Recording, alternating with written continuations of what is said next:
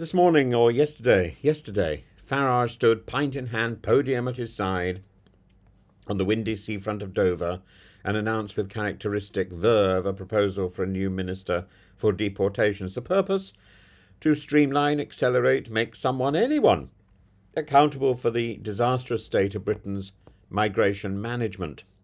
And I must begin by acknowledging Farage is right about one thing. The Home Office is a palace of confusion, duplicity and drift. And greed. I think we should add greed to it. Because when people, particularly students, try to come to this country and they get a rejection on some spurious ground, the Home Office retains the money, the university retains the money, the student is forced to make a second application, money is not returned, and it's extraordinary. The greed, in any other area of life we would call it embezzlement, we would call it out for what it is, which is grift. And it's about the inaccessibility and the irresponsibility of the Home Office. It is simultaneously omnipotent and incompetent, incapable of doing its job, but capable of invading our privacy with ease, incapable of removing dangerous foreign criminals. Reform is needed. I just don't think reform is needed in the form of Reform UK. That's a mouthful. But the solution Farage proposes, therefore, the creation of a Minister for Deportations within the Home Office, a department within a department, will, I fear, achieve precisely the opposite of what he intends. Rather than cutting through the fog, it will add fresh layers to that fog. Why?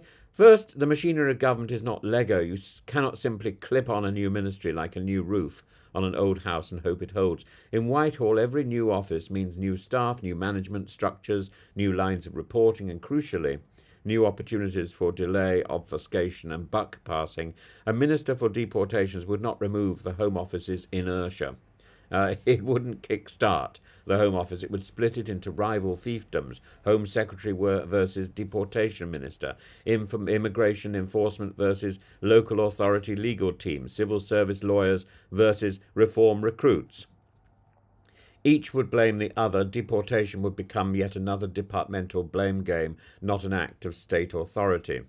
Second, Farage's plan fundamentally underestimates the degree to which the problems lie outside the Home Office's control. British judges interpret the Human Rights Act and the ECHR.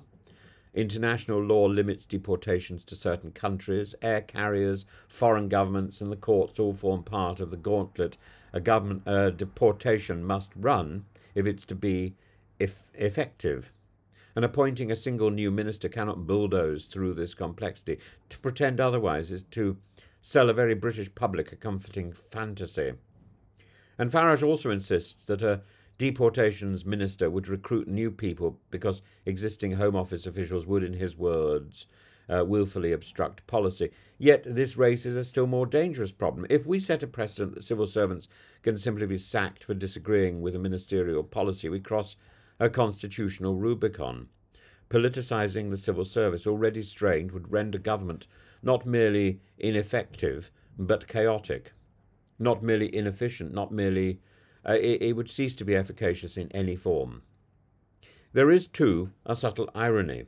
Farage excoriates multiculturalism as a failed experiment, lamenting the fragmentation of British society, yet what he proposes for government is precisely the same: fragmentation, rivalry, and parallel structures instead of integration and unity and effectiveness. The proper solution lies elsewhere, in rigorous leadership of the Home Office itself, in reforming immigration law to avoid ECHR bottlenecks, and in holding ministers personally responsible for deportation failures under existing structures, not in creating shiny new titles and empires. I think the proper solution also lies in an international conference that redefines and reworks and reconfigures the 1951 Refugee Convention, which lies at the heart of all the problems. Machinery of government changes are like cocktail umbrellas. They look charming at first, but achieve little when the storm truly breaks, and all we're really looking for is a glacé cherry underneath. Farage knows that the public is deeply, rightly angry. He senses shrewdly that the Conservatives have lost any attempt to produce an alternative, and the Labour Party has lost its mandate to manage the crisis. By announcing his new plan on the eve of devastating Tory losses in local elections, he shows again his unmatched instinct for timing. It's also a deflection, given the story yesterday about the huge number of candidates who have dodgy pasts in Reform UK. But in the end, it's not enough to diagnose national illness with flair. One must prescribe with care. And Farage as Minister for Deportations would be another monument to good intentions drowned in bureaucratic molasses.